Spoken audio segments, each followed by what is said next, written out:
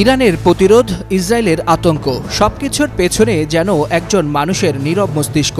Iran Israel যুদ্ধে তেহরানের ছোড়া একের পর এক মিসাইলে যখন ধ্বংসযজ্ঞে পরিণত তেল আবিব, তখন বারবার একটা প্রশ্ন উঠে আসে, ইরান এত নিখুঁত ও পরাক্রমশালী মিসাইল কিভাবে বানালো? কার মেধা ও বুদ্ধিমত্তায় ইরানের এই মিসাইল বিপ্লব? তাকে চিনতে সবাই ভুল করলেও ভুল করেনি ইসরায়েলি গোয়েন্দা সংস্থা মোসাদ।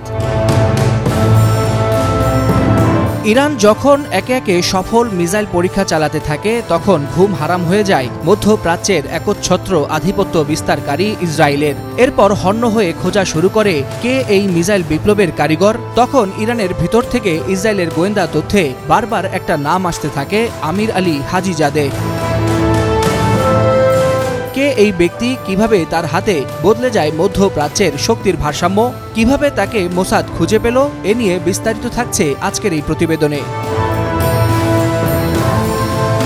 শত্রুর ছায়া যখন সীমান্ত পেরিয়ে আসে, তখন দরকার হয় দূর থেকে আঘাত করার হাত, আর সেই হাত গড়ে তুলেছিলেন ব্রিগেডিয়ার জেনারেল আমির আলী হাজিজাদে, যাকে বলা হয় ইরানের মিসাইল বিপ্লবের স্থপতি, যার হাত ধরে ইরান গড়ে তোলে এমন প্রতিরোধ ক্ষমতা যা বিশ্বের অন্যতম সেনা শক্তিকেও ভাবিয়ে তোলে। 1980 সালের ইরান ইরাক যুদ্ধ। মাত্র 19 বছর বয়সী তরুণ হাজিজাদে তখন একজন স্নাইপার। অংশ নিয়েছিলেন ভলফজার 8, কারবালা 4 ও 5-এর মতো বড় বড় অভিযানে। সেই তরুণ স্নাইপার কেবল যুদ্ধের যোদ্ধা হননি, বরং তিনি হয়ে ওঠেন যুদ্ধ কৌশলের একজন দার্শনিক। ইরান ইরাক যুদ্ধ শেষে তিনি যুক্ত হন আইআরজিসির অ্যারোস্পেস বিভাগে, হয়ে ওঠেন শহীদ হাসান তেহরানি মোঘাদ্দামের ছাত্র, যিনি ইরানের মিসাইল কর্মসূচির জনক হিসেবে পরিচিত।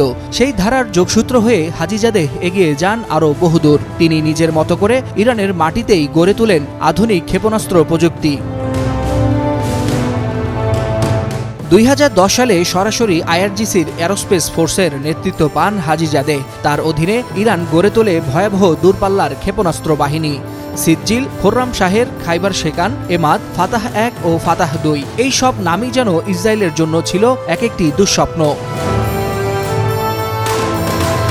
সিরিয়ার রাজধানী দামেস্কে ইরানি কনসুলেটে ও সিরিয়ার ইসরায়েল সীমান্তে আকস্মিক হামলায় ইরানি ও শিয়া মিলিশিয়া কমান্ডার হত্যার প্রতিশোধ নিতে হাজিজাদের নেতৃত্বেই ট্রু প্রমিস 1 ও ট্রু প্রমিস 2 অভিযান পরিচালনা করা হয়, যেখানে ইরান একসাথে কয়েক ডজন ক্ষেপণাস্ত্র নিক্ষেপ করে তেল আবিব, হাইফা এবং ইসরায়েলের বিভিন্ন সামরিক ঘাঁটিতে। ইসরায়েলের উপর প্রতিশোধের এই আগুন যেন হাজিজাদের হাতে ছিল শিল্পের মতো নিখুঁত। এই অবদানের জন্য 2024 সালে তাকে দেয়া হয় ইরানের সর্বোচ্চ সামরিক সম্মাননা পুরস্কার অর্ডার অব ফেইথ। তিনি ছিলেন সেই মানুষ যিনি গাজা, লেবানন, ইয়েমেন থেকে শুরু করে পুরো প্রতিরোধ অক্ষকে দিয়েছিলেন প্রযুক্তির ব্যাকআপ। একসময় যারা লড়ত পাথর হাতে, আজ তারা লড়ছে গাইডেড রকেট দিয়ে। এটাই ছিল হাজিজাদের গর্ব। কিন্তু মোসাদের নিখুঁত পরিকল্পনায় 2025 সালের 13 জুন তেহরানের আকাশ ভেদ করে আসা একটি ইসরায়েলি ড্রোন মুছে দেয় ইরানি মিসাইল বিপ্লবের এই কাণ্ডারিকে। তাকে হত্যা করা হয় দখলদার বাহিনীর কেন্দ্রীয় কমান্ডে পরিচালিত গভীর রাতের আকস্মিক এয়ার স্ট্রাইকের মাধ্যমে। ইসরায়েল হাজিজাদের জীবন অধ্যায় শেষ করলেও মুছে দিতে পারেনি তার অবদান, এমনকি তার তৈরি করা প্রতিরোধ। বরং সেই মৃত্যুই আজ ইরানে প্রতিশোধের আগুনকে করে তুলেছে আরও উন্মত্ত, আরও সংগঠিত। কেউ বলেন হাজিজাদেহ ছিলেন একজন জেনারেল, আবার কেউ বলেন তিনি ছিলেন একজন বিজ্ঞানী, একজন বিপ্লবী, একজন প্রতিশোধের রচয়িতা। কিন্তু তার শেষ পরিচয়টা বোধহয় সবচেয়ে শক্তিশালী। তিনি ছিলেন সেই মানুষ যিনি শত্রুর ঘুম কেড়ে নিয়েছিলেন আকাশের গতি দিয়ে। ওয়ালিউল হাসানাত, যুগান্তর নিউজ।